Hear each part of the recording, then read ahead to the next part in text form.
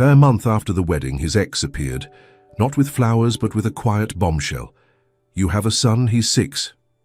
From that moment on, love was no longer a matter of the heart, but of the law, because not everyone who arrives late is destined to be left behind.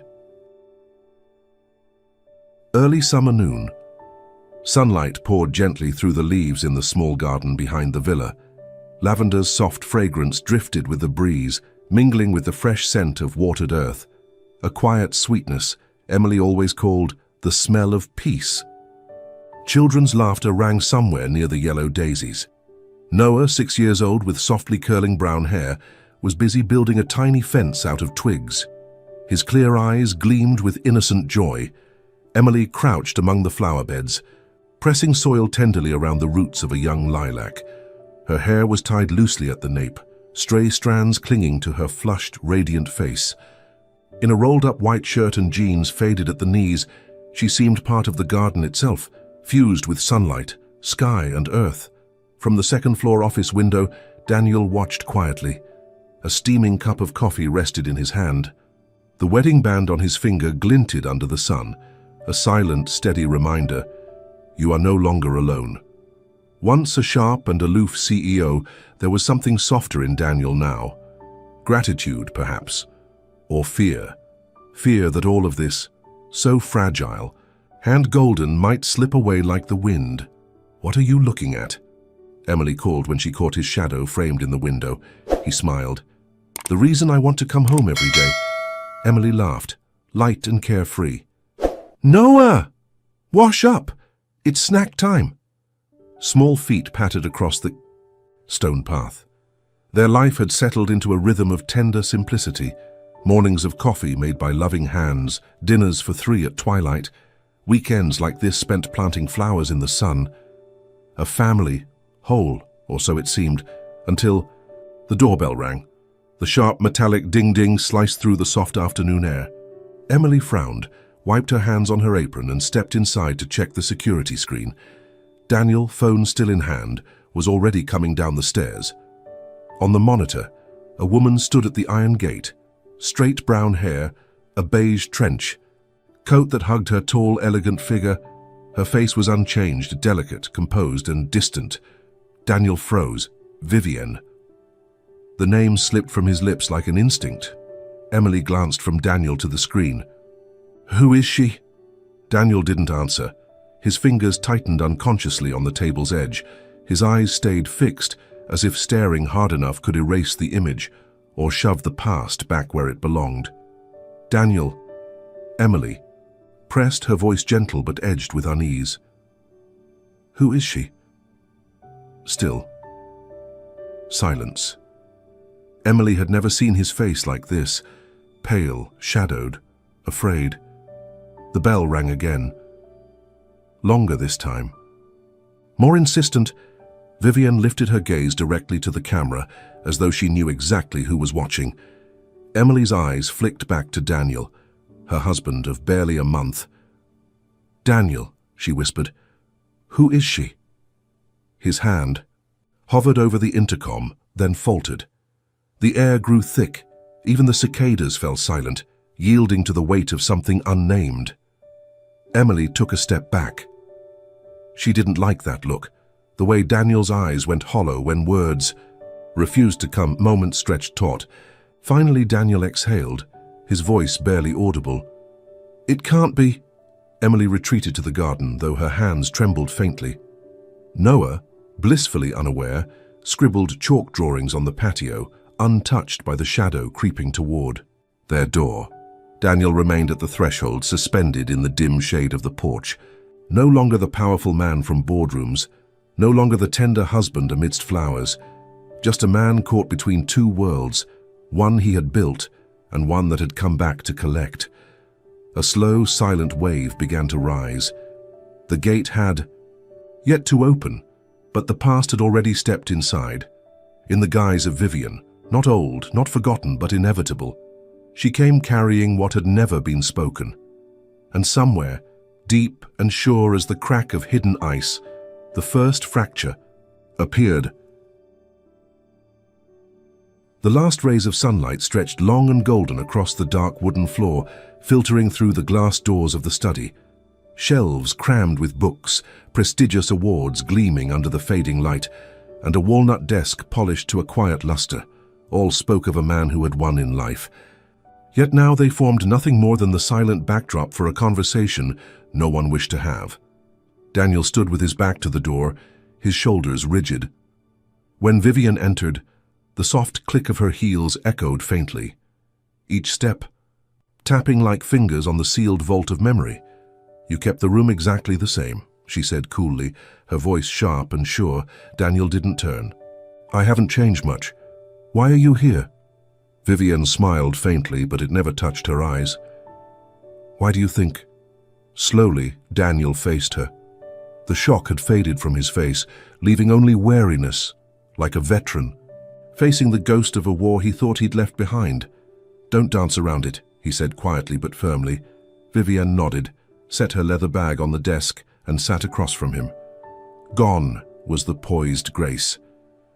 In its place stood a woman carrying a detonator of old truths. "I'm not here to win you back," she said, every word landing like stone. Daniel's eyes narrowed. "Then why?" Vivian looked straight at him, no hesitation now. "I'm here because of our son." The room froze. Daniel stepped back half a pace, letting out a short broken laugh, not from amusement, but from disbelief fracturing at the edges. "Vivian, don't joke about that. This isn't a joke," and her voice was steady, unflinching. Daniel sank into the chair behind him, unable to pull his gaze away. "You said you had terminated the pregnancy." Vivian nodded, not blinking. "I said that. I lied." Daniel's fist landed softly on the desk, less out of anger at her than at himself. For years he'd carried a vague sorrow for the child who never was, and now that child existed, painfully real. "How old?" His voice came rough, strained. 6. His name is Aiden. The name hit him like a blade, twisting through memory. 6 years. Which meant she had been pregnant just months after they ended. "Why didn't you tell me? Why hide this?"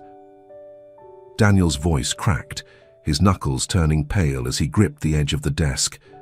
Vivian's eyes fell. "Because I knew you would have done the right thing. You would have stayed. But you had just begun building your empire, Daniel. I didn't want to be the anchor that dragged you down." Daniel shot to his feet. "That wasn't your choice to make. I had a right to know." "Well, now you do," she replied evenly. "I came because I couldn't hide it anymore. Aiden keeps asking about his father." Daniel turned away, lost. Anger, disbelief, regret. None of them sat right. He had spent weeks weaving a new beginning, only to feel it unravel in a single breath. In the hallway, Emily stood frozen behind a barely open door. She hadn't meant to eavesdrop.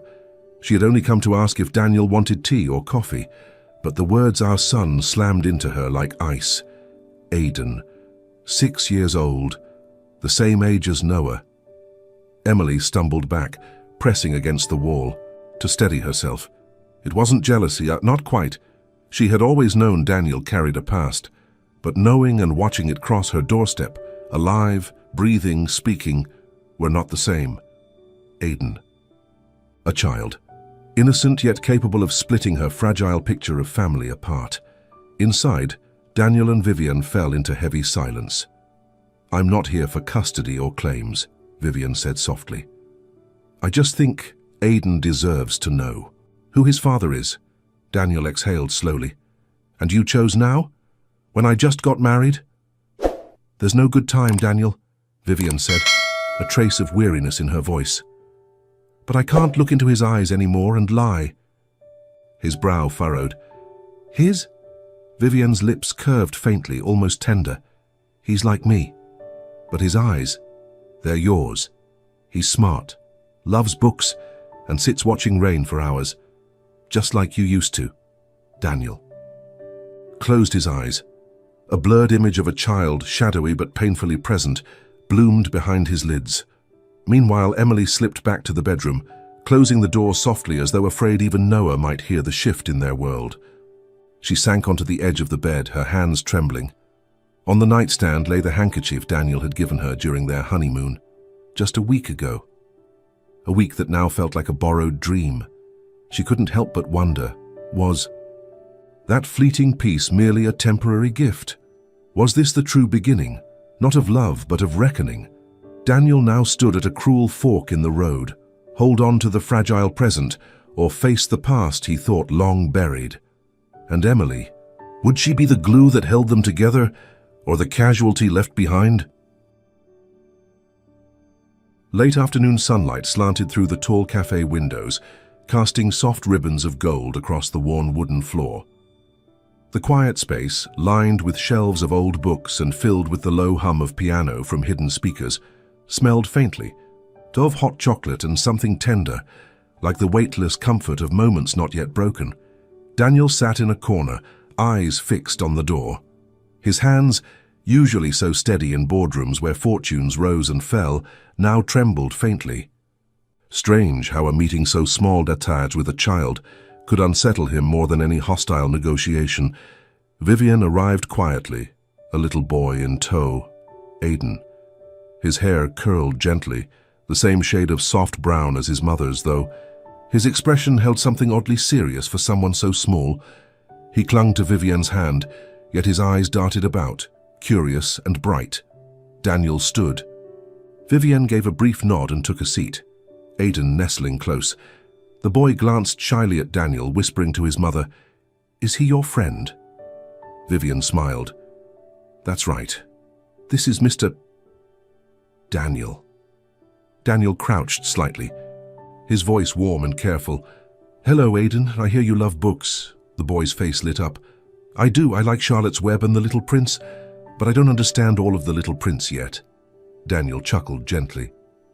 "When I was your age, I thought the drawing of the snake was a hat.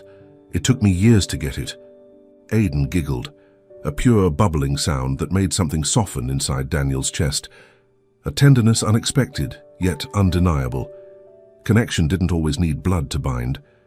They spoke for a while, easily now. Aiden told him about school, his pet fish named Sirius Black, and his dream of writing children's books someday. "What would you write about first?" Daniel asked, unable to stop smiling. The boy thought for a moment, then answered solemnly, a kid who finds the dad he never knew. Daniel's breath caught. In that instant, he was no longer a CEO or a man who had built walls and plans. He was simply a father, staring at a boy who did not yet know the truth. That evening, back at the villa, Daniel found Emily reading to Noah. He paused at the doorway, watching the soft glow of the lamp wrap around her face, and Noah's sleepy eyes. The scene was tender, untouched, fragile in a way he hadn't noticed before. When Noah finally drifted off, Daniel joined Emily in the living room. She closed the book slowly and looked up. "You met the boy?" she asked gently. Daniel nodded and sat beside her, gathering his thoughts. "He's wonderful, smart. He reminds me of myself more than I expected." Emily didn't interrupt. She only listened, still and steady. "We talked like strangers," Daniel continued, his voice lower now. "But some things don't need words to be felt." Emily's gaze held his, something tender and fractured swirling beneath.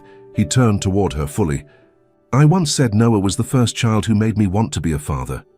"I remember," Emily said softly, almost smiling. Daniel's shoulders sagged. "But the truth is, I was already a father. I just didn't know it." Silence stretched between them. Emily rose slowly, walking to the window where her shadow fell slender against the curtains. "You've loved Noah like your own," she said, eyes on the quiet night.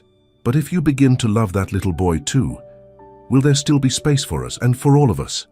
Daniel stood, wanting to reach for her but hesitating. Emily turned, her expression clear and dry-eyed, yet full of unshed sorrow. "I'm not asking out of jealousy. I just need to know that if one day we stop being your family, I want to be ready to step aside, before Noah has to watch everything fall apart." Her words landed with terrible precision. Daniel was stunned. He had never realized that kindness, his effort to do right by everyone, could still hurt so deeply.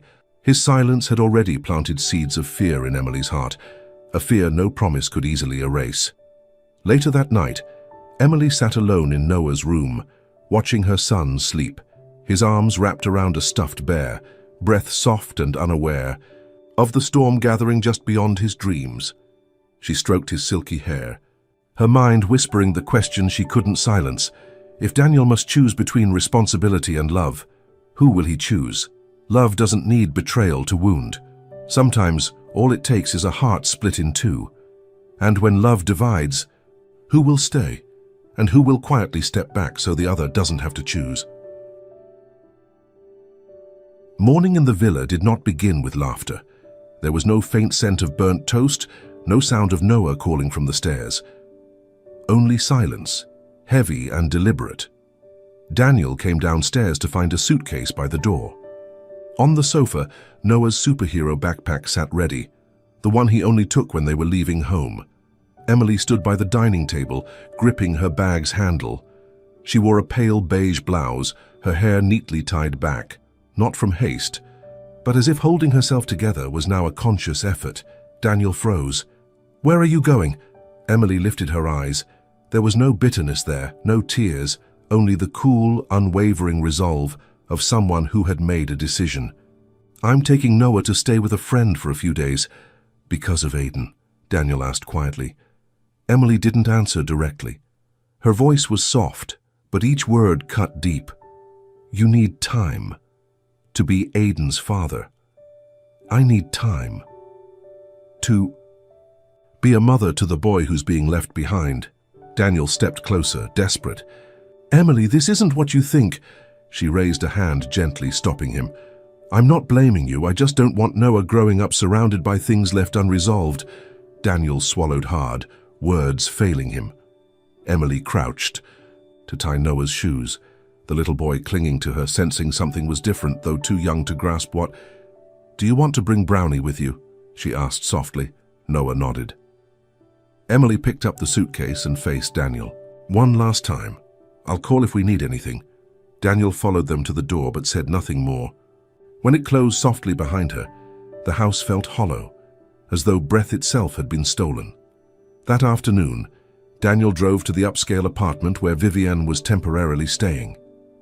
He didn't call, didn't announce himself. He simply needed to know.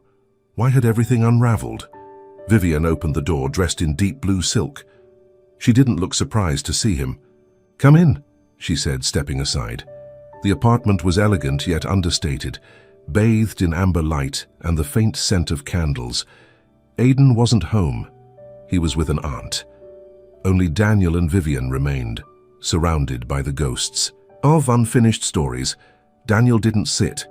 Sitting would mean he was ready for this conversation, and he wasn't. "I need to know," he said, voice clipped. "Why did you hide the pregnancy?" Vivienne quietly poured them both water. "Daniel, you had just started your company. You were working through nights, flying everywhere, closing deals, and if I had told you..." "You knew I would stay," he finished, his gaze sharp. "And you didn't want that?" She nodded.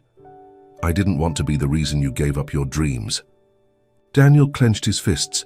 "But that choice wasn't yours to make. You decided for both of us." Vivienne placed her glass down, her voice barely above a whisper. "And I lost the chance to build a family with you. Now, I'm only trying to mend a small part of what broke by tearing apart the family I have now." His voice cracked, low and raw. "No." Vivienne met his stare steadily. "By giving our son the right to know his father. I'm not asking for anything else. I just don't want to lie to him anymore." Daniel turned away, pacing to the window. City lights blinked coldly. "Below Sassy's, are you here only for Aiden?" His voice was hoarse. "Or is there more?" Vivienne hesitated, her answer gentle yet unflinching. "Maybe both. But if you're asking if I still love you, no. I'm here because Aiden deserves to know where he belongs." Daniel gripped the window frame. Part of him wanted to believe her. Another part still couldn't forgive. That night, Daniel returned to the villa. Silence greeted him. Emily's pillow still bore the imprint of her head. Noah's half-finished glass of milk sat forgotten on the table. He wandered through the rooms, bedroom, Noah's room, his office, searching for echoes. But they were gone. Not out of anger, but because staying had become too heavy to bear elsewhere. Emily lay curled on an unfamiliar bed in a friend's house. Noah slept beside her, unaware of the fractures growing around him. She scrolled through her phone, pausing on a wedding photo. Daniel looking at her as if she were the only thing in the world. She brushed the screen lightly, then turned it off. No tears came. Only a quiet heart learning how to brace for. Two possible endings. Daniel might come back, or she would learn how to stop waiting. Sometimes truth doesn't save, it strips us bare. And now, between love and memory, only one question remained. Who will stay, and who will quietly let go, so the other doesn't have to choose? The afternoon sky hung heavy, washed in shades of grey that mirrored the turmoil roiling inside Daniel. He was in the middle of a meeting with an international partner when his phone buzzed. An unknown number flashed across the screen. He hesitated, then answered. "Hello, this is Mrs. Reynolds, Aidan Montgomery's homeroom teacher." Daniel stiffened. "Is something wrong?" "I'm sorry to call out of the blue," she said gently, "but there was a small incident. Aidan got into a scuffle with a classmate. It's nothing serious, but I think you should come." Without another word, Daniel left the meeting, leaving his assistant stunned in his wake. He drove through the crowded streets, mind replaying images of Aidan, the uncanny resemblance, the way he held a book, the way he tilted his head when listening, the bright yet cautious glimmer in his eyes. The elementary school stood quietly, beneath old trees shedding yellow leaves, their slow descent like silent echoes of memory. Daniel hurried down the hallways past lingering students until he reached the nurse's office. Aidan sat alone in a corner, hugging his knees, his head down. The nurse gestured for Daniel to approach, then quietly slipped away. "Aidan," Daniel called softly. "I'm fine," the boy muttered without looking up. Daniel knelt beside him, eyes falling to the small scrape on Aidan's forehead. "What happened?" There was a long pause before Aidan whispered, voice fragile as a secret. "They said, I don't have a dad." Daniel's jaw tightened. "And you hit them?" Aidan shook his head. "No. I yelled. They pushed me. I pushed back." Daniel exhaled slowly, anger bubbling. Not at Aidan, but at the cruelty kids could inflict so carelessly. Then Aidan fished a crumpled paper from his backpack and unfolded it with care. It was a child's drawing, simple, earnest. A Katz house. 4 figures, a man, a woman, and 2 kids, one with long hair, one with curls. I drew our family. Me, Mom, you, and Noah. Daniel froze. Aidan looked up, eyes searching. "If you're really my dad, does that make Noah my little brother?" The innocence, the rawness of the question cracked something deep inside Daniel. He said nothing. He couldn't. Instead, he reached out and pulled Aidan close, holding him tightly. Not out of obligation, not out of guilt, but because for the first time he felt it. This child wasn't an echo of the past. He was part of Daniel's world now. That night, Daniel returned to the villa. The silence was unbearable. No Noah chasing after him. No Emily curled on the sofa, reading. Only emptiness stretching, wall to wall. He wandered room to room like a ghost, stopping at the framed wedding photo where his past self smiled with unguarded hope beside Emily. Beside it, another frame, the 3 of them in the garden from a day that once felt like the beginning of forever. He drifted into Noah's room. The bed was empty. Brownie, the stuffed bear, had been left behind, slumped carelessly at the edge. Daniel sat at the foot of the bed, holding the bear, letting the weight of absence settle over him. He thought about Noah, how the boy had once squealed when Daniel promised to teach him soccer, how he had so easily called him Uncle Daniel. Now even that title hung in limbo. Daniel pulled out Aidan's drawing, carefully tucked into his jacket pocket. The boy had imagined them all together, not with demands, not with resentment, just a simple wish to belong. Daniel pressed a hand to his chest. For the first time, he could hear his heartbeat clearly. It wasn't pounding with fear of the past or the burden of duty. It beat because he loved. Loved the woman who had quietly stepped away to protect her child, and loved two boys. One born of history, the other of his present. And suddenly he knew, Aiden didn't just need a father. Noah needed a whole family. And Emily was home, always had been. With a steadiness he hadn't felt in weeks, Daniel opened his laptop. His hands no longer trembled as he typed the first email. Subject, adoption process, Aiden, Montgomery. Next, he composed a message to Emily. I used to think I was lost, but today a little boy drew me a map. I won't let this family fall apart, even if I have to rebuild it from the ground up. The office tower, nestled among Manhattan's towering giants, stood silent and cold, where power and law converged without words. In conference room 3 on the 10th floor, sleek and soulless, Daniel sat across from Vivian. She looked every bit the part, sharp bob, crimson lips and eyes that cut deeper than her voice. She slid a folder across the table. Her tone was steady, almost casual, but every word was a blade. Here's the petition for legal guardianship of Aiden. Everything is filled out. All that's missing is your signature. Daniel stared down but didn't reach for the pen. Vivienne reclined slightly, legs crossed. Her posture relaxed as though the real blow was still to come. If you refuse to sign, she said evenly, I'll sue. His head snapped up. Sue? She nodded. I'll petition the court to reassess Aiden's custody. And in that process, I'll argue that Emily, your unofficial partner, manipulated you, that she used your affections to secure wealth and influence. Daniel's eyes narrowed. Noah? Vivian's lips curled faintly. Exactly. He's not your biological child. If I prove you were coerced, Noah loses everything, permanently. Silence fell. Only the hum of the air conditioner filled the void, cold and impersonal. Daniel said nothing, not because he was shocked, but because he was holding himself back from unleashing fury.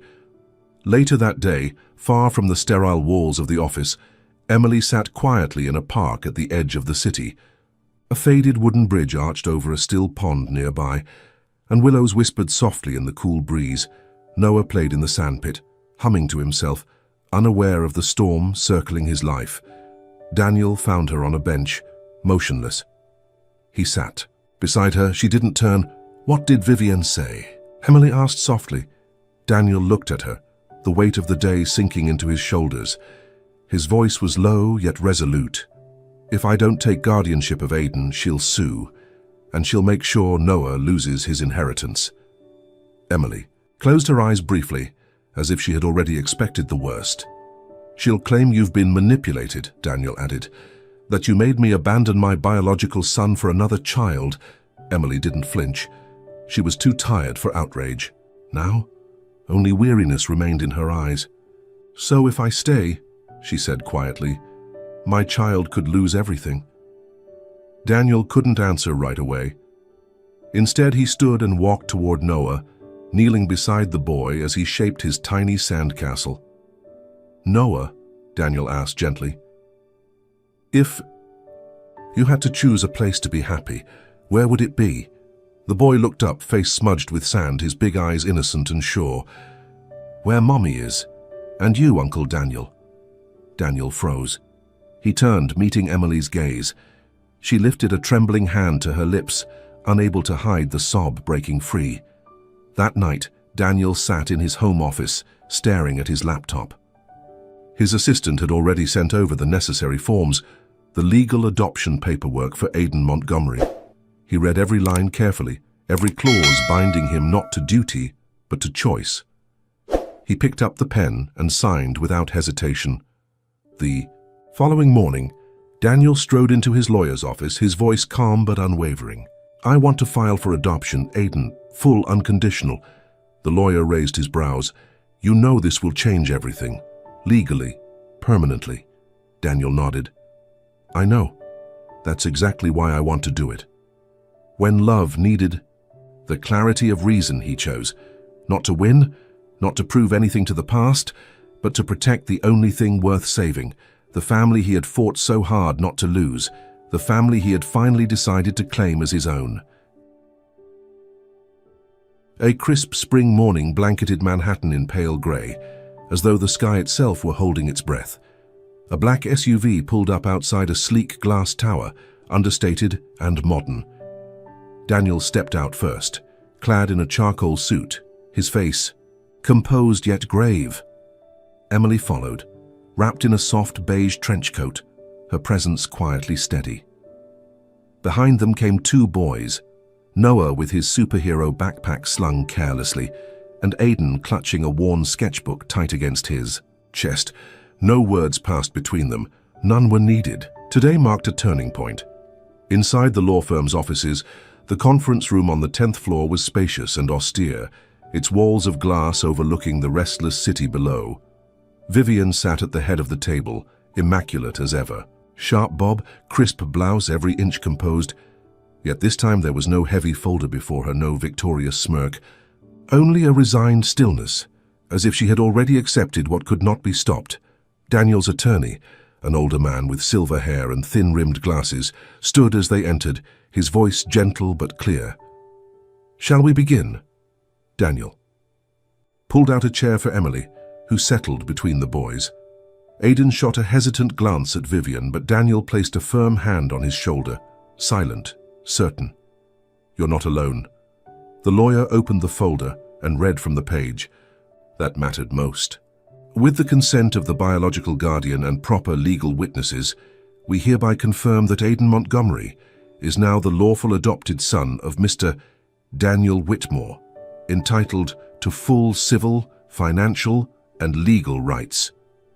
He paused, his gaze sweeping the room. "Both boys, Aiden and Noah, are recognized equally under the law as Mr. Whitmore's children. Their rights, inheritance, and care will be shared without distinction." For a moment, a hush enveloped the glass and steel room. But the silence no longer felt oppressive. It was reverent. The final note of a long, complicated symphony that had at last resolved. Vivian lowered her head. No protests, no sharp retorts. She simply set her handbag down, withdrew a small notebook, and handed it to the attorney. "This is my final consent," she said softly. Daniel looked at her. "I know you don't agree with everything, but thank you." Vivian nodded faintly. She rose, casting a fleeting glance at Aiden. Then she turned and left, not in bitterness, not in defeat, but in quiet surrender. For once her eyes held no calculation, only the tenderness of a mother letting go, knowing it was time. On the drive home, the car was still but no longer strained. Noah played a game on his tablet, Aiden clung to his sketchbook, and Daniel watched them through the rearview mirror. Emily gazed out the window, wind tugging gently at stray wisps of hair. "You didn't have to do this for me," she murmured, still looking away. Daniel's hands tightened briefly on the wheel before loosening. His voice came low, steady. "I didn't do it for you. I did it for us. All four of us." Emily turned then, her eyes meeting his. She didn't smile, but something deeper stirred there, trust restored and unspoken. At home, Noah bolted through the door, shouting joyfully, "Mum, I'm starving." Emily followed him in, laughter trailing behind. Aiden paused on the doorstep, uncertain. Daniel knelt beside him. "This is your home now," Daniel said quietly. "If you want, you can call this the beginning." Aiden looked up, his face serious. "What about my mum?" "She'll always be your mum," Daniel replied gently. "But here, if you'll let me, you'll have a father too." Aiden hesitated for only a breath, then nodded, small but resolute. Daniel held out his hand. Aiden took it without hesitation. That night, Daniel hung a new frame on the family wall. The photo taken that morning at the lawyer's office showed them all. Daniel in the center, his hands resting protectively on Aiden and Noah's shoulders. Emily pressed close at his side, her arm looped easily around him. Four people, imperfect, patched together yet whole. It didn't take blood to make a family, only a heart willing enough to choose it. And Daniel had made his choice. Not from duty, but from love. Now they were one, Not because they had to be, but because they wanted to be. The sky stretched soft and blue, tender as a whisper. Early sunlight shimmered on the still lake, a perfect mirror reflecting 4 figures gathered at the forest's edge, a family newly defined.